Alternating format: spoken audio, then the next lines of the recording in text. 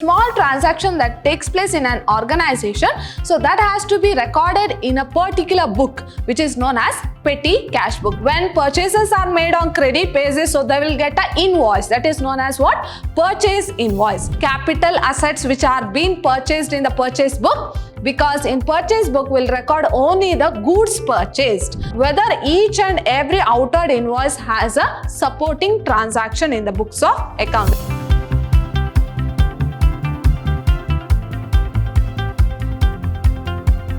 Hello everyone, I am Arshita, lecturer, Department of Commerce, Vidhyaashram First Grade College, the Temple of Excellence, Mysuru.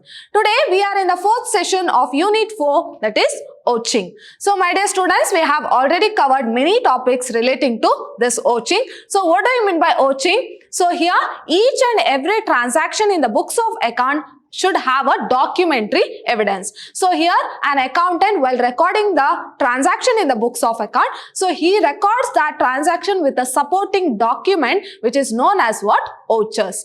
Now it is a duty of an auditor to see through that whether each and every transaction in the books of account is with the respective voucher. So that process of comparing the transaction with that of respective vouchers is called as vouching. Now let us quickly recall what we have discussed in a previous session.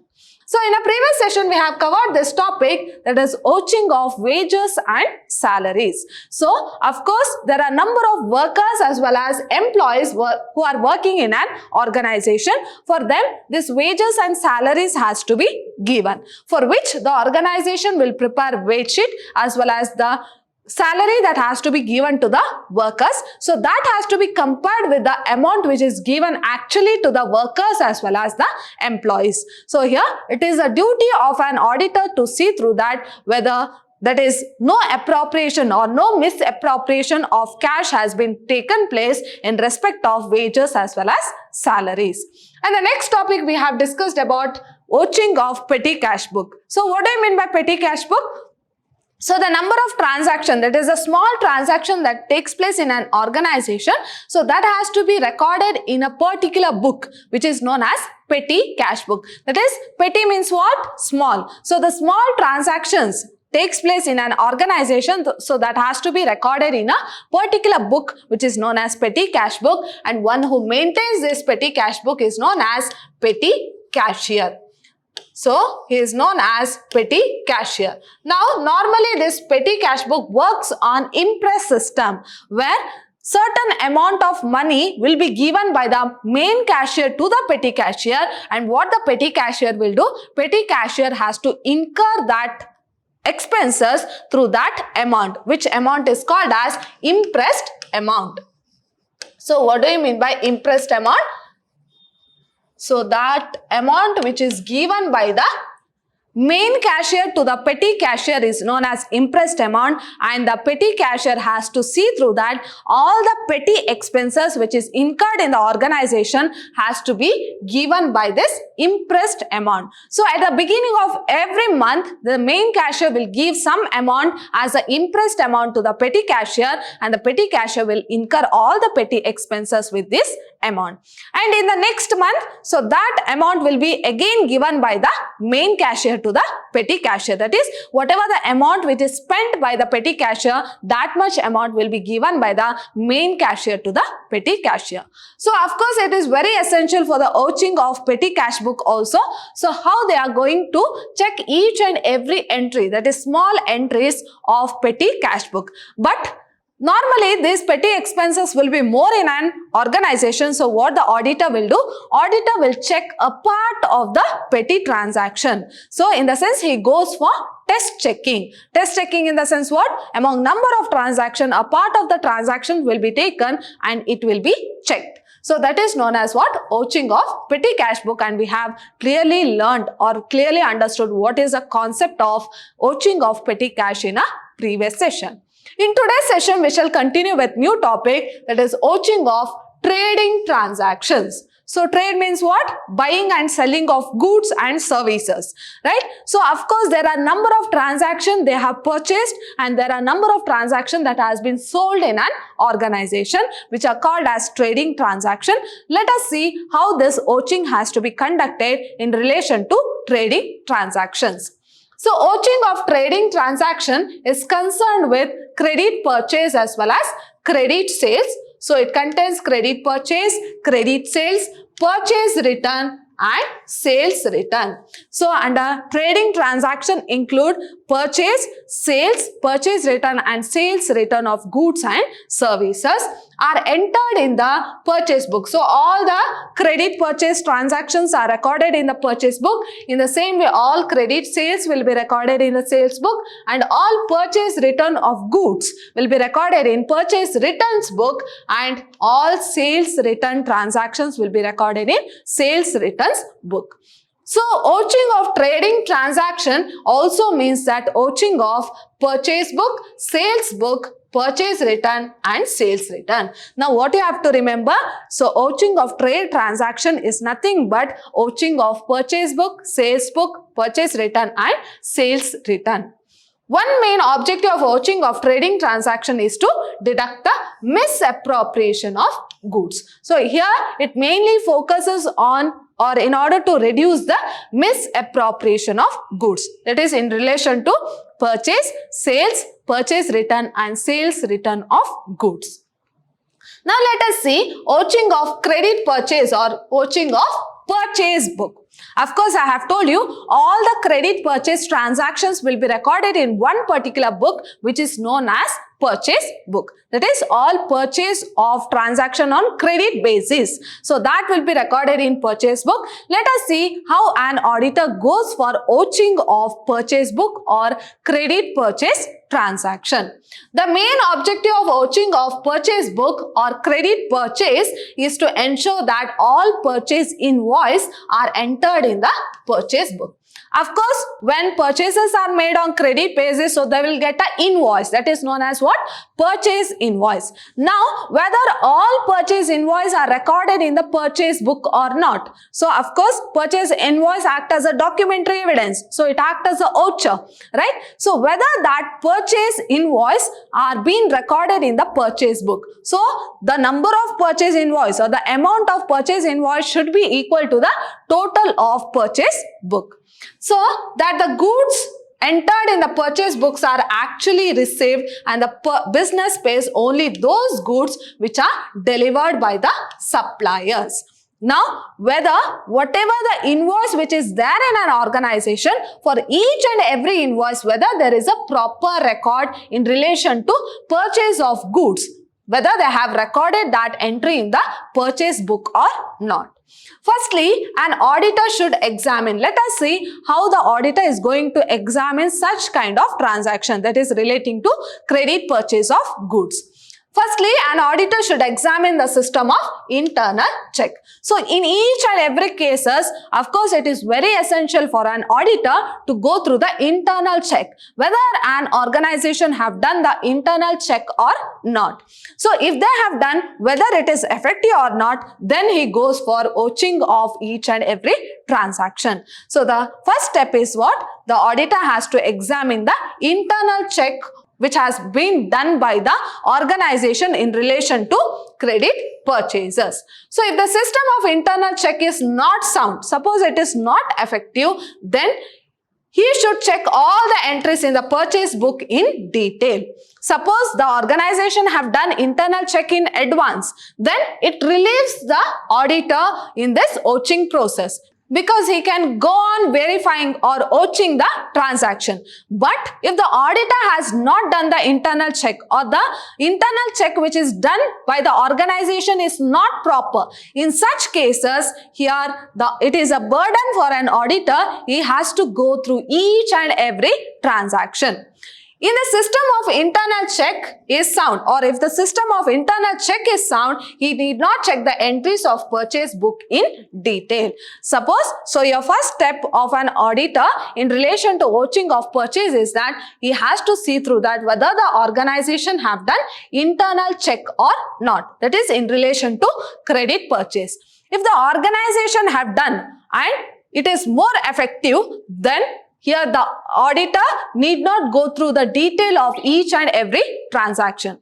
So what is the first step that has to be done by an auditor in relation to vouching of credit transaction, that is credit purchase? First, he should see through that whether the organization has done internal check or not.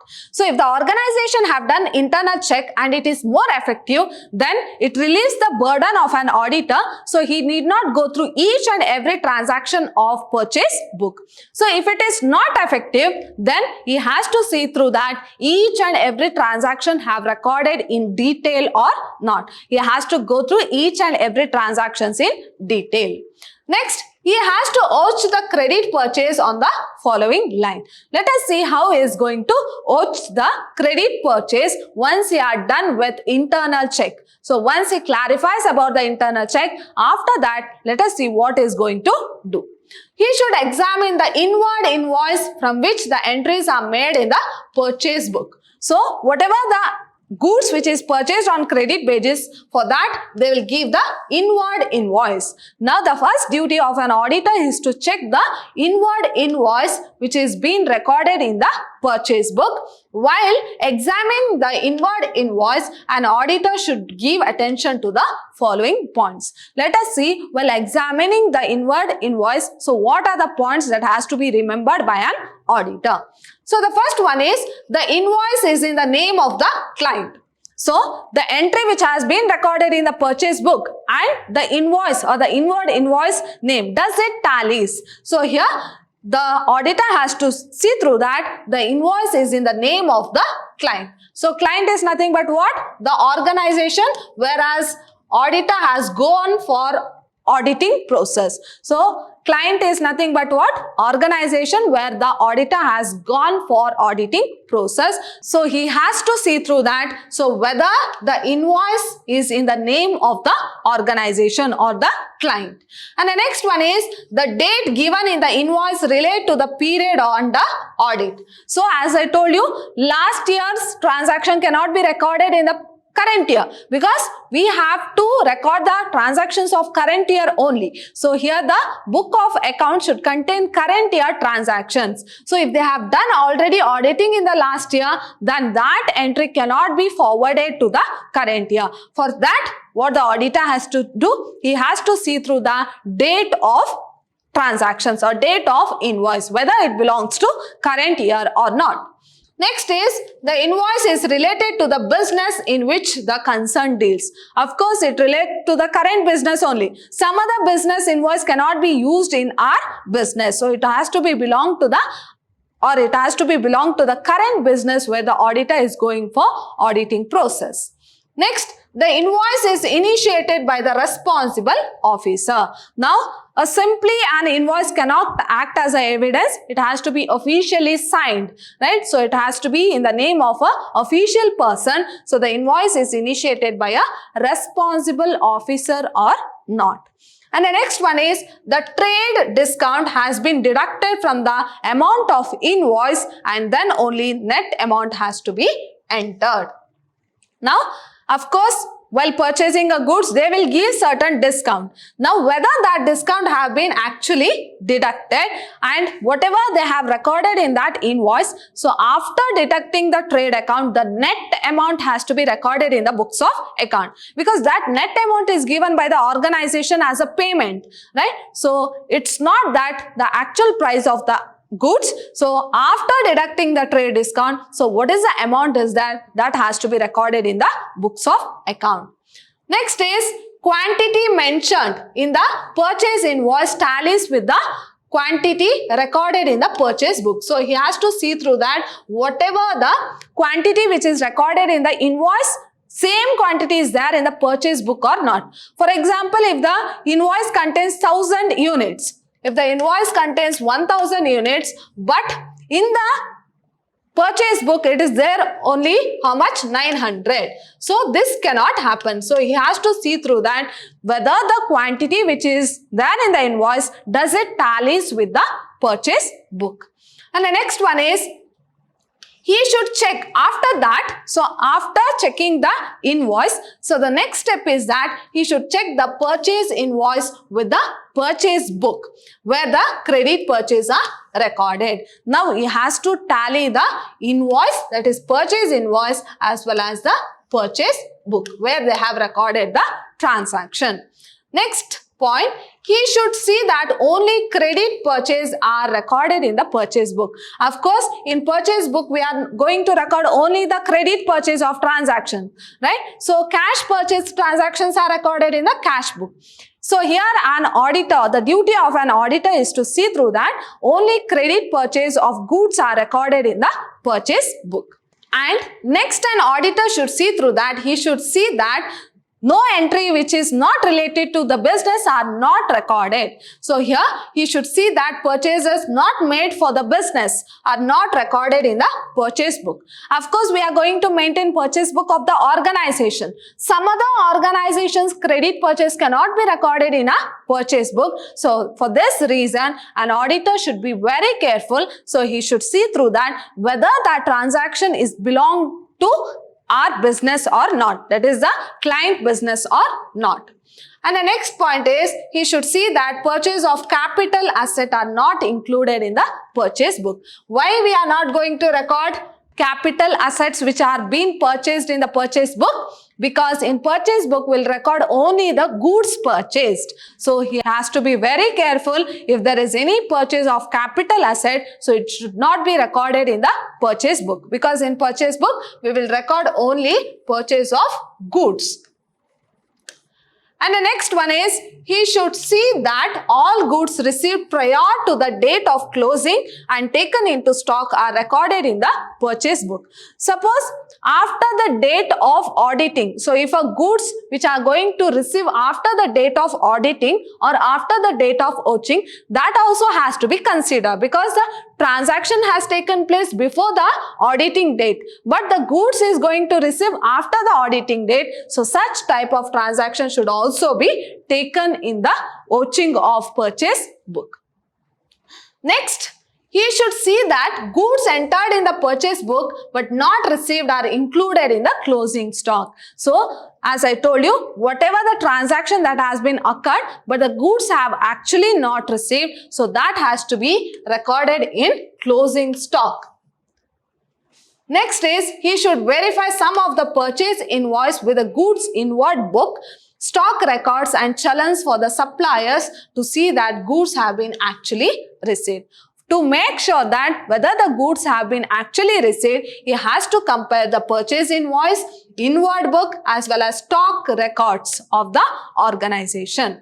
Next, he should compare some of the entries in the purchase book with order to order book and goods inward book to ensure that no fictitious purchase are recorded and no invoice are entered twice. So there may be a chances that the invoice may be entered twice in order to misappropriate the cash. So for that reason, he has to see all the records, that is order book, inward book, and see through that any of the fictitious asset or any of the imaginary asset have not been recorded in the books of account. And the next one is to ensure that all invoices are included in the purchase book. So this is a very important aspect. So whether all invoices of the organization are recorded in the purchase book. So if doesn't tallies, of course there is a misappropriation of goods, right? So for that reason, he has to ensure that all the invoice which is received by the organization have been clearly entered in the purchase book. The auditor should obtain the statement of accounts from the creditor as well as he has to examine them. So he has to see through that all the invoice which has been there in the organization have been properly recorded in the purchase book. And the next point is that he should make a list of all invoice missing or not available. So there may be chances that some of the invoice might not be there in an organization, but they have recorded that transaction in the books of account. In such cases, he has to make a list of all the invoices which are missing. And the next one is where contracts are forward purchase are entered into the auditor should see through that they are not abnormal. So here, if any transaction where the goods have not been received, of course, here the auditor has to take that transaction because the transaction is going to, or the transaction has occurred currently, but they are going to receive that goods later. So it is not treated as a abnormal transaction. So such type of transaction has to be taken into consideration. If they are abnormal in amount, he should see that it is mentioned in the balance sheet by way of note. So if they have not received, or if they have not received such type of goods, so here they have to make a note in the balance sheet as abnormal amount where they have not received the amount. He should check the cash and carry forward of the purchase book. Of course, it is not only in relation to purchase book, any of the book, here an auditor should see through that whether the casting or whether the posting of the transactions have been properly made and whether they have carried forwarded the amount correctly. Next, he should check the posting from the purchase book to the purchase account. So here, as I told you, whatever which is there in the purchase book, so it will be recorded in the purchase account also. So there should be a comparison between the purchase book and purchase account. So whether each and every transaction which are recorded in the purchase book are there in the purchase account as well to the creditors account. Next is, he should check carefully the purchase made in the first month and in the last month of the accounting year, because sometimes purchase made in the last month of the last year may be included in the purchase of current year also. So this I have already told you. Here an auditor has to make sure that all the purchase which is relating to the current year has to be taken into consideration. So if any of the transaction which have taken place in the previous year but they have recorded in the current year, so such type of transactions should not be verified. So here there may be a chances of misappropriation of goods by telling that last year transaction or by recording the last year transaction as current year transaction. So he has to make sure that such type of transactions are not there in the books of account. So this is about vouching of purchase book or credit purchase. Now let us see vouching of sales book or credit sales. So as I told you, all the credit purchase will be recorded in the purchase book. In the same way, all the credit sales will be recorded in the sales book. Now let us see how this vouching of credit sales has to be done. So outward invoice, whereas in purchase book we are going to take into consideration inward invoice. So here under sales book we are going to consider the outward invoice. So outward invoice, which are the vouchers for the credit sales. So here outward invoice act as a voucher, whereas under purchase book inward invoice act as a voucher.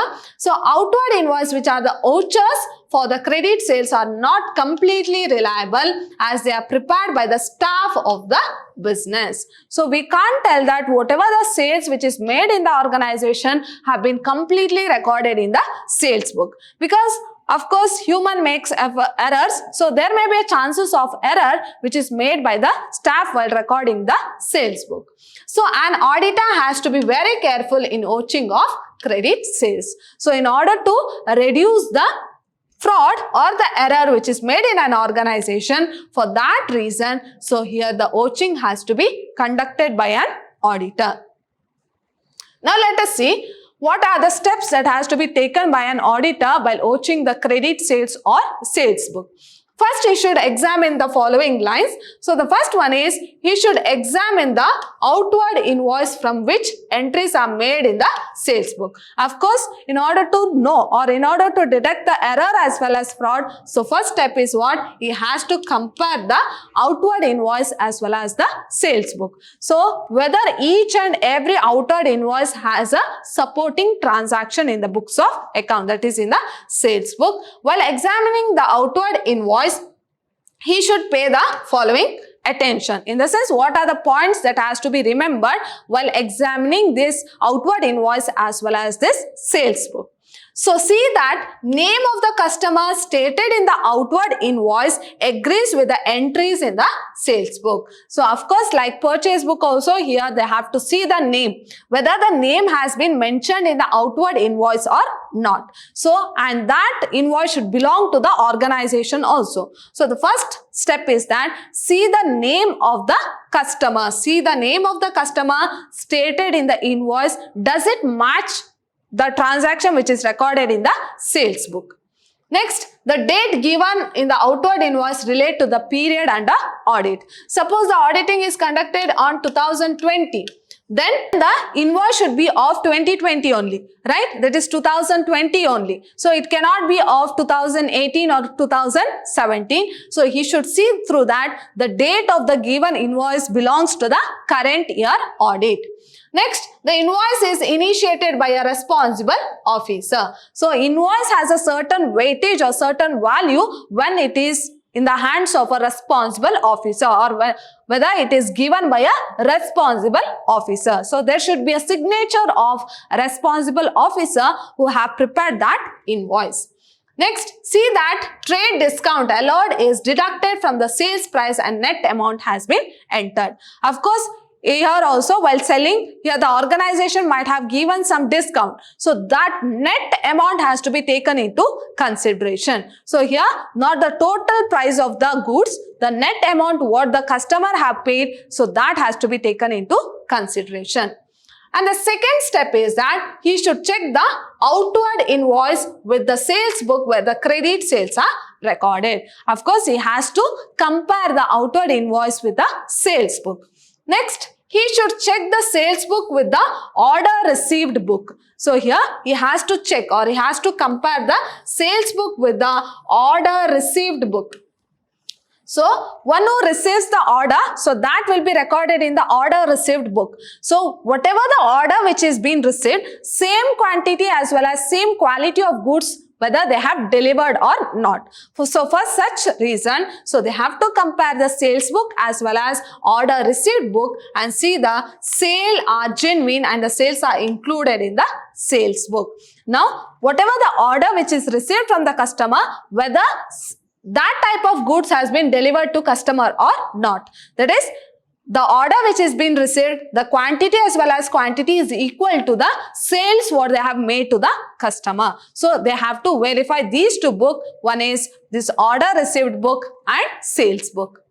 And the next one is after examination of outward invoice, the auditor should see that cancelled, or if they have cancelled, by stamping out all the cancelled invoice are kept together for verification. Now, in the process of selling the goods, if they have cancelled any of the invoice, then they should give a proper verification or proper explanation has to be done, or the verification has to be done in relation to cancelled check. So here the auditor has a right to take explanation from the authority, that is concerned authority, about the cancellation of invoice.